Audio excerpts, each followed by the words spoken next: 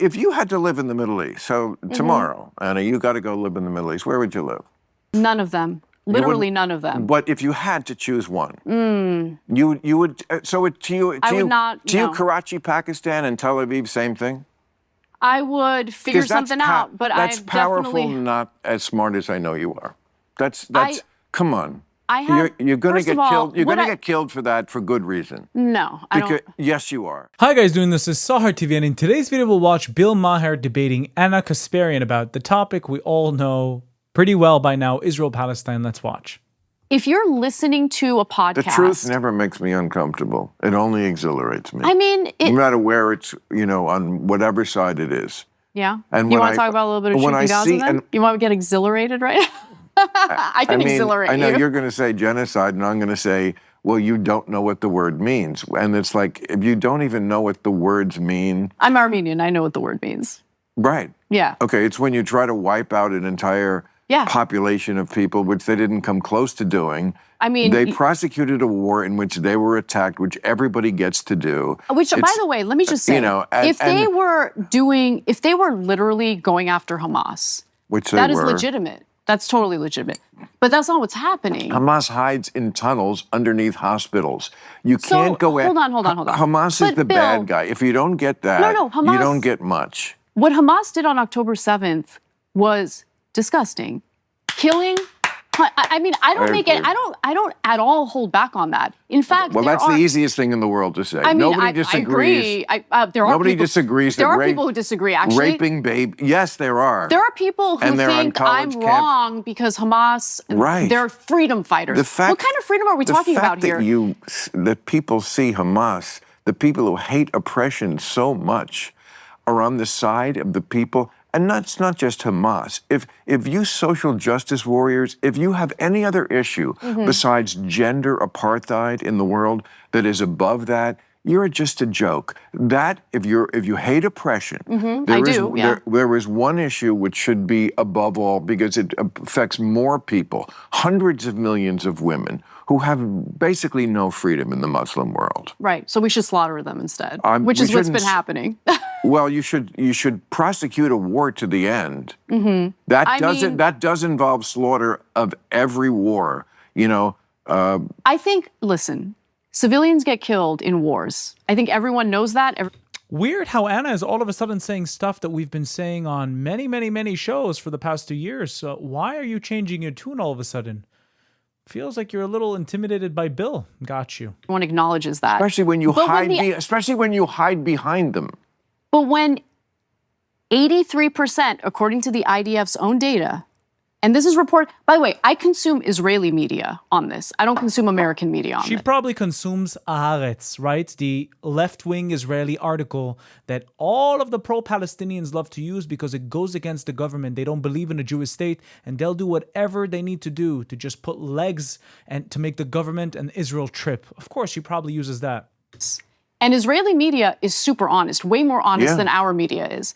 So when the IDF's own data indicates that 83% of the people that they've killed are civilians. Let's see if that's the case. Did the military ever describe the casualties in Gaza to be 83% casualties civilians?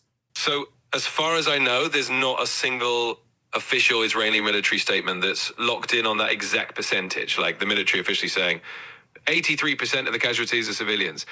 Usually these kinds of percentages come from reports by humanitarian organizations or independent monitoring groups, and then they get cited by various media outlets. Got you. So Ana Kasparian is cherry-picking whatever humanitarian organizations she wants, and then she just talks it out on shows like this. Got you. So it's a lie. They never said anything like this. Because they hide behind them. But Bill, do you understand that by killing so many civilians, they are essentially multiplying extremism? That is also another BS claim, because you don't see people who died from bombings of different armies around the world going and getting radicalized and going to kill people on behalf of resistance. You don't see that stuff. It only works when you're Muslim, Islamic, right? That's the only time when it works. For some reason, the Arabs and the Muslims around the world get a lot of grace for committing crimes like this because, oh yeah, they're just poor, oppressed brown people.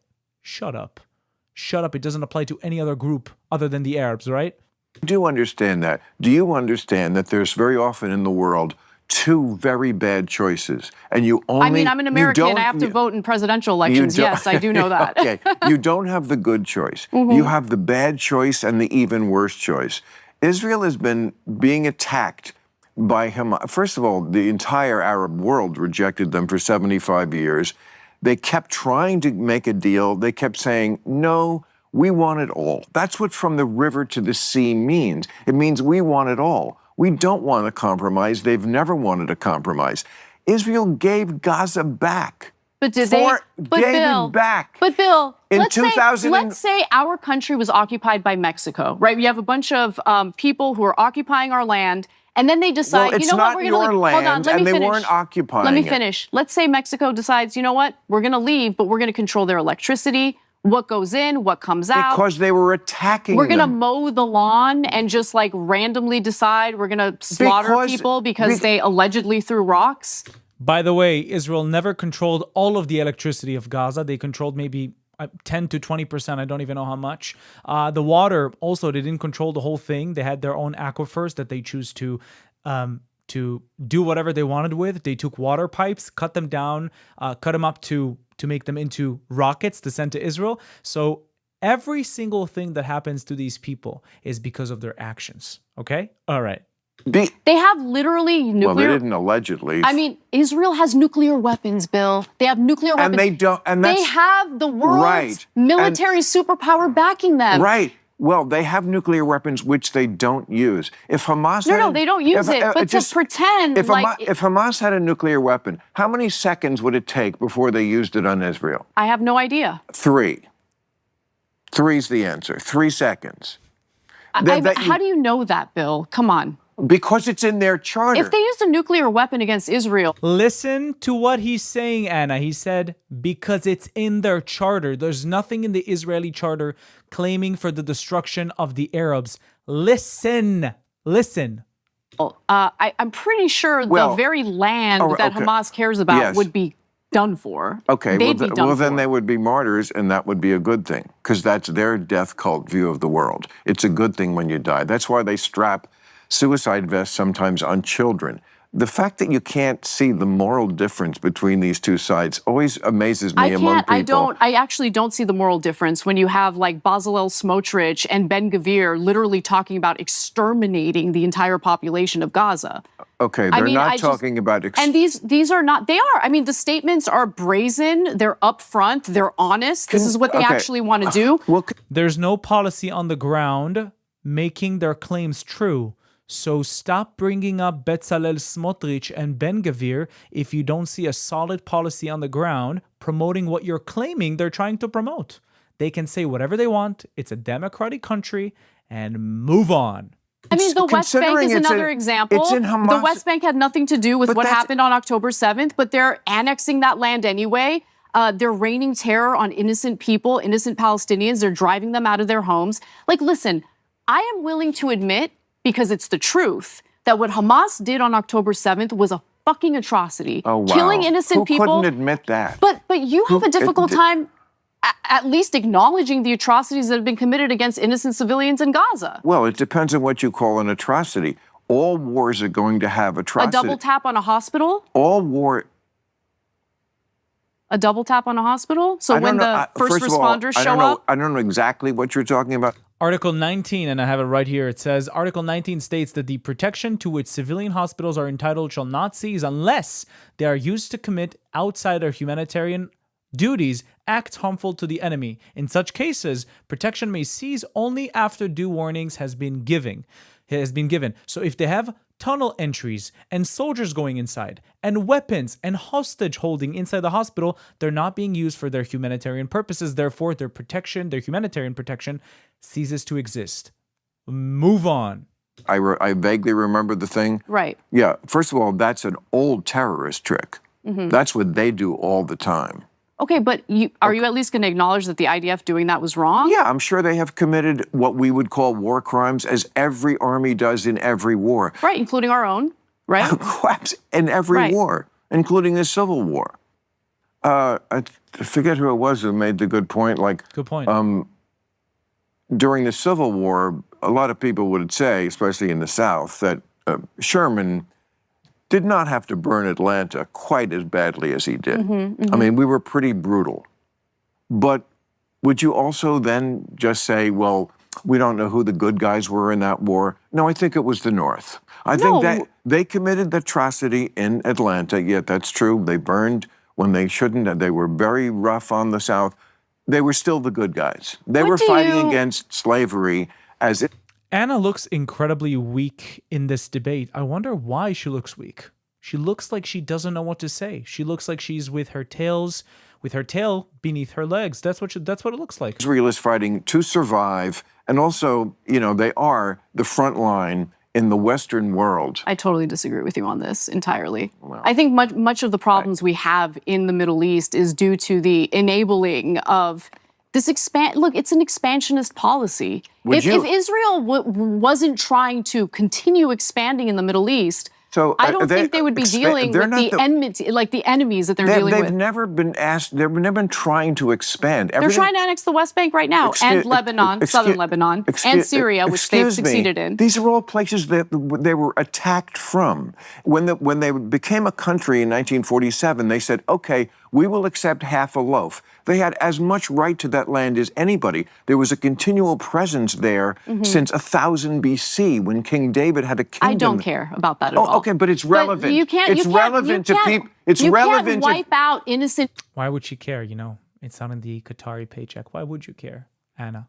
People, because you used to live there like centuries ago. You're calling them colonizers. They're not colonizers. They're expanding and they're annexing land. That's what colonizers do. First of all, again, they were willing to take half a loaf. Then they were attacked in 19. Excuse me. It's way more complicated than that, but it's okay. Well, I don't know if you know the history. I do really well. Really? Yeah. Tell me the war. So, for instance, when were they attacked? What wars? Okay, so in 1967, when that was the first time.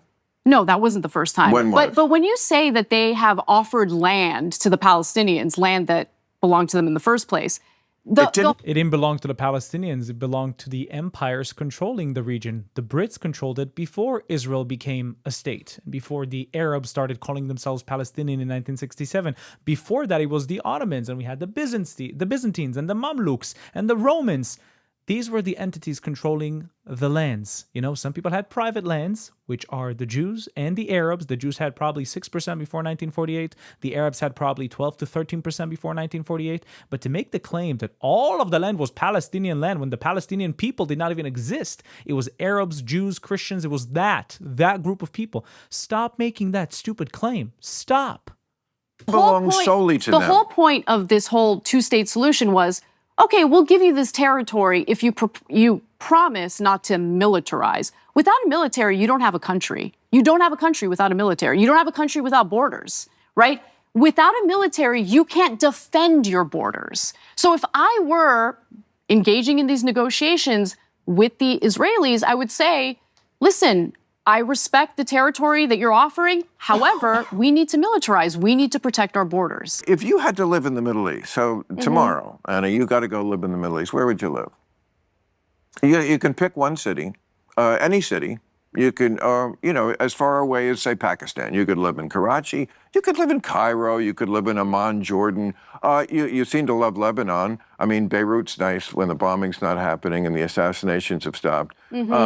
Or you could live in Syria. I hear that's wonderful in the summer. Well, we now have Al-Qaeda terrorists leading Syria. Or the Houthis, I'm sure, would make room for you. Yeah. Tel Aviv, or the West Bank, Ramallah, I think is wonderful for like a little, in the fall, it gets lovely. Where would you live? What city would you live in? Well, where do you think you'd be comfortable in that dress? I'm sure it would not be comfortable in this dress in any of the various Middle Eastern countries that have been destabilized by you're not the United States. You're not really blaming it on Whitey. Listen. Are you? You're blaming Islam on Whitey? I'm not blaming Islam on Whitey. But what you're saying is we destabilized. That's why you can't wear that dress. Did we not destabilize? Wait a second. We were funding terrorist organizations in Syria during the Syrian Civil War, starting under the Obama administration. That's why did that not destabilize Syria? No, what's destabilized? There's a literal Al-Qaeda terrorist. We're talking about your dress. Why? It looks good. I know it looks good. You're saying you can't wear that dress in Syria because of whitey destabilizing? I didn't say that. Okay, that's You're what putting it's words in my mouth. Okay, great. But the that's what United it States sounded did like. destabilize various But Middle I Eastern asked about countries. the Are you going to dress, deny that? and I asked about the dress, and you went right to destabilize. So is that why you couldn't wear that dress? Why couldn't you wear that dress? Why couldn't you walk down? You want me to talk about Why- jihadism and Islam, but like, Why won't you? Listen. Why won't you? I mean, Why? I don't believe in jihadism, which is why I'm furious that the United States just had a freaking Al Qaeda terrorist in the White House. It's not just jihadism that is preventing you from wearing that dress. Are you saying every Muslim is a jihad? I don't think they are. Bill. Okay, why can't you wear that dress? Let's focus for a second. No, you won't answer this question. I'm not going to defend that religion, like that extremist religion at all. Why can't you just say? That's not what this discussion is about. This discussion is about it's very much what it's about. Ordinary, innocent human beings that I don't want to be slaughtered, regardless of what their religion is. No one does. Then stop starting wars. It's that simple. Stop attacking Israel. It'll stop. Okay. But the fact that you can't answer that question, and you know that I don't know what the question is. What's the question? You keep doing that. What's my question? What's your question? Because you don't really want to hear it. No, go ahead. I will give you space to speak. Go ahead. Then you will let me. Yeah. Okay. The question is, if you could live anywhere, right, from North Africa all the way to, we left out Uzbekistan, you could live there, Kazakhstan, Saudi Arabia, Riyadh. None of the above. And, none of them. Or Tel Aviv. None of them. Literally none of them. But if you had to choose one, you would. So to you, Karachi, Pakistan, and Tel Aviv, same thing. I would figure something out, but that's powerful. Not as smart as I know you are. That's. Come on. You're going to get killed. You're going to get killed for that for good reason. No, I don't. Yes, you are, and for good reason. Okay, Bill, I'm Armenian. I have literal family members who currently live in Iran. I have no love for the Iranian regime. Let me be clear about that. I don't want anyone. Tehran. Would you like to live there? Hold on. But let me just say something. Tel Aviv, Tehran. There is so much disinformation. Armenian Christians who are part of the Armenian diaspora as a result of the 1915 genocide against Armenians. I know it. They're living in Iran right now. They're going to church. They're being left alone by the Ayatollah, as awful as the Ayatollah is. So look, I'm not saying I would want to live in Iran. I don't want to live anywhere in the Middle East. I want to live here in the United States of America, the greatest freaking country in the world. You're like a politician. You're avoiding the question. No, I'm being as super honest as I can be. No, you're not. No, you're not. 100% I'm being honest with you. No. Because the question is, if you had to pick a city, and you're not answering that question, you're doing what politicians are doing and saying, I don't want to live in any of them. I want to live in America. That's not the question. The question is, if you had to pick, would you rather live in Tel Aviv? Because I promise you, you wouldn't last a week in the other places, and you could easily live in Tel Aviv. So if you don't think that speaks of a difference between cultures and civilizations, then okay, we'll leave it there. But I promise you it does. And if you had to actually do that, I think you would agree with me. Well, first of all, let me stop it right here. In 1948, if they would have accepted the UN partition plan, they could have a military, just like the Israelis had, like the Jews. They had an army. They could have an army as well. But what happened? The Jews accepted. The Arabs refused. Then the Arabs attacked the Jews and kept attacking the Jews constantly until the next peace deal offer that we offered. And again, we said, we have seen the history of you trying to attack us. Why would we allow you to have an army so you can then attack us more grandly and more aggressively? Why would we allow that? I care about the well-beings of my family and my friends and the people living in Israel, including the Arabs, including the Jews, all of us. That's what I care about. If they have an army, they're going to annihilate us. And then you can say, oh, yeah, how do you know that? Because we have seen what happened throughout history. The First Intifada, the Second Intifada, the 1948 war, the 1967 war, the 1973 war. We know what history has shown us. And that's why they're not allowed to have an army or a military, because they'll use it to annihilate us. Okay? I'll still include the full video, the full debate between them two, down in the link in the description. Thank you so much for spending some time with me, and I'll see you in the next video. Bye-bye. If you'd like to watch more of my stuff, please check out my channel down below. If you like what you see, don't forget to subscribe to the YouTube channel and hit that notification button so you can be notified every time I upload new content. If you'd like to support me and the channel financially, you can do that using Buy Me Coffee or Patreon down in the links below. Also, we now have a Discord that you can join down in the link below. And now you can become a YouTube member and enjoy specific YouTube perks. Thank you for watching. I'll see you in the next video.